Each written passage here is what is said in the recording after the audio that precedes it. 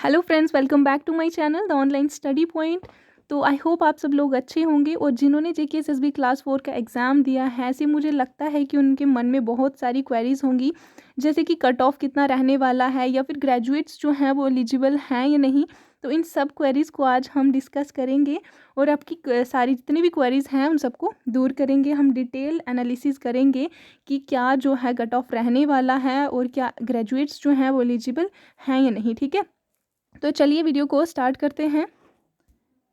तो जेकेएसएसबी तो आपको मैं बता दूं कि जेकेएसएसबी ने एक नोटिफिकेशन जारी किया था। फर्स्ट सेकंड थर्ड फेज़ जो उन्होंने जब सक्सेसफुली कंडक्ट करा लिया, उसके बाद उन्होंने एक नोटिफिकेशन जारी किया, आप सब लोगों को पता ही होगा, जिसमें उन्होंने बताया था कि 4.04 लाख जो स्टूडेंट्स थे उन्होंने अप्लाई किया था जेकेएसएसबी क्लास 4 के एग्ज़ाम के लिए। ठीक है, इतने स्टूडेंट्स ने अप्लाई किया था, बट इन सभी स्टूडेंट्स ने एग्ज़ाम नहीं दिया। एग्ज़ाम कितनों ने दिया? 3.28 लाख स्टूडेंट्स ने। ठीक है, तो आप लगा सकते हो कि 3,30,000 स्टूडेंट्स जो थे उन्होंने यहाँ पे एग्ज़ाम दिया हुआ है, बाकियों ने एग्ज़ाम अपना स्किप कर दिया। ठीक है, तो आपका कट ऑफ जो है वो इतना हाई नहीं जाने वाला, क्योंकि एक तो आपका एग्ज़ाम क्वेश्चन पेपर जो है वो बहुत ज़्यादा डिफ़िकल्ट आया था। जीके तो मतलब क्लास 4 के लेवल की थी ही नहीं। ठीक है, तो बहुत सारे कैंडिडेट्स बोल रहे हैं कि आउट ऑफ सिलेबस है, था भी, क्योंकि जीके जो है आपके लेवल की है ही नहीं, वो बहुत ज़्यादा डिफ़िकल्ट आई थी। ठीक है,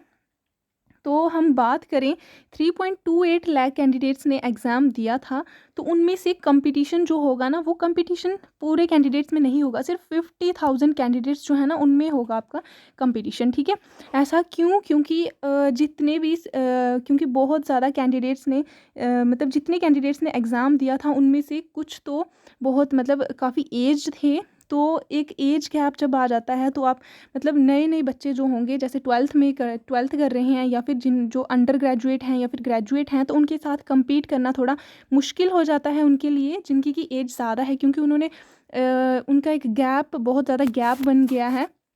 तो फिर अपनी स्टडीज़ को दोबारा वैसे ही कंटिन्यू करना थोड़ा मुश्किल हो जाता है, तो वो तो वैसे ही एलिमिनेट हो जाएंगे। ठीक है, और दूसरा कि जो ट्वेल्थ में हैं उन्होंने फॉर्म भरा था, जैसे टेंथ ट्वेल्थ के कैंडिडेट्स हो गए या फिर अंडर ग्रेजुएट पोस्ट ग्रेजुएट हो गए, तो कुछ कैंडिडेट्स जो होंगे ना जॉब करेंगे, जॉब जो है वो कुछ ही कैंडिडेट्स करेंगे, मतलब जो फाइनेंशियली स्टेबल नहीं होंगे, और जो फाइनेंशियली स्टेबल हैं, जिनका मतलब अच्छा खासा सर्कल जो है वो चल रहा है, तो उनको जॉब करने की क्या ज़रूरत है, वो तो पढ़ेंगे ना आगे, तो वो भी एलिमिनेट हो गए कुछ।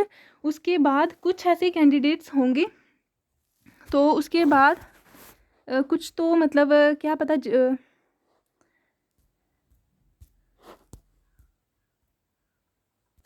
और कुछ ऐसे कैंडिडेट्स हैं जिन्होंने कि मैथ तो छोड़ दिया था, और रीजनिंग, इंग्लिश और जीके की अच्छे से तैयारी करके गए थे। ठीक है, तो वो जीके को अच्छे से प्रिपेयर करके गए थे, उनको लगा कि जीके जो है वो 40 मार्क्स की है, हम इसको अच्छे से कर लेते हैं और बाकी मार्क्स जो हमारे कम होंगे वो तो कंपनसेट हो ही जाएंगे, पर ऐसा नहीं हुआ।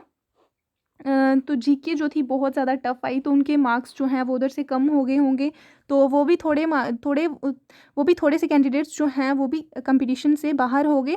तो उसके बाद हम तो ऐसे ही इन सभी कैंडिडेट्स को एलिमिनेट करके हमारे कंपटीशन में जो कैंडिडेट्स बचेंगे वो बचेंगे 50,000। ठीक है, तो इन्हीं कैंडिडेट्स में होगा कंपटीशन, और पेपर जो था आपका काफ़ी टफ था, तो उसकी वजह से जो है आपका कट ऑफ भी जो बहुत ज़्यादा लो जाएगा इस बार। तो ओपन मेरिट की बात करें हम, तो ओपन मेरिट का कट ऑफ जो है वो यहाँ रहने वाला है 45 से ऊपर। ठीक है, 45 से ऊपर जितने भी बच्चों के मार्क्स हैं वो खुद को सेफ समझिए ओपन मेरिट के। ठीक है, क्योंकि ओपन मेरिट में 45 से ऊपर अगर आपने स्कोर किया हुआ है तो वो काफ़ी अच्छा स्कोर कहलाता है। ठीक है, और अगर रिजर्व्ड कैटेगरीज़ की बात हम करें तो 40 से ऊपर, रिजर्व्ड कैटेगरीज़ में 40 से ऊपर जितने भी कैंडिडेट्स के मार्क्स हैं वो खुद को सेफ समझिए, और ये अच्छा स्कोर है आपका रिजर्व्ड कैटेगरीज़ के लिए। ठीक है, तो मैंने आपको बता दिया ओपन मेरिट का 45 से ऊपर, रिजर्व्ड कैटेगरीज़ का 40 से ऊपर रहेगा। ठीक है, और फिर अगली बात करें हम कि ग्रेजुएट्स जो हैं वो एलिजिबल हैं या नहीं, तो इस पे काफ़ी कन्फ्यूजन है, सभी को कन्फ्यूजन है, और जेकेएसएसबी की तरफ से भी इसमें कोई क्लैरिफिकेशन नहीं आया है कि जे क्लास की ग्रेजुएट्स जो हैं वो एलिजिबल हैं या नहीं, ठीक है। तो JKSSB के चेयरमैन खालिद जहांगीर का जो इंटरव्यू हुआ था, प्रीवियस इंटरव्यू, काफ़ी पुराना इंटरव्यू था, जब क्लास 4 की पोस्ट निकली थी उस टाइम इंटरव्यू हुआ था। तो उन्होंने बताया था कि जो हमने एलिजिबिलिटी क्राइटेरिया सेट किया हुआ है 10th 12th का क्राइटेरिया तो वही रहेगा, और जब भी मतलब ग्रेजुएट्स एलिजिबल हैं या नहीं इसका ये वो डिसाइड करेंगे जब आपका रिज़ल्ट आएगा, ठीक है। तो रिज़ल्ट के बाद ही आपको पता चलेगा कि ग्रेजुएट्स जो हैं वो एलिजिबल हैं या नहीं, ठीक है। अभी इस पर कोई नोटिफिकेशन नहीं आया है और ये रिज़ल्ट के बाद ही पता चलेगा। बट मुझे ऐसे लगता है कि ग्रेजुएट्स जो हैं वो एलिजिबल होंगे, क्योंकि अगर कोई भी मतलब जिसने हायर क्वालिफ़िकेशन की हुई है, अगर वो 10th 12th की बेसिस पे जॉब लेना चाहता है तो इसमें कोई इशू नहीं है। मुझे ऐसे लगता है कि वो एलिजिबल होंगे, ठीक है। Thank you so much. Next video जो हमारी रहेगी वो मैं आपको डिस्ट्रिक्ट वाइज कट ऑफ बताऊँगी, ठीक है। Thank you so much.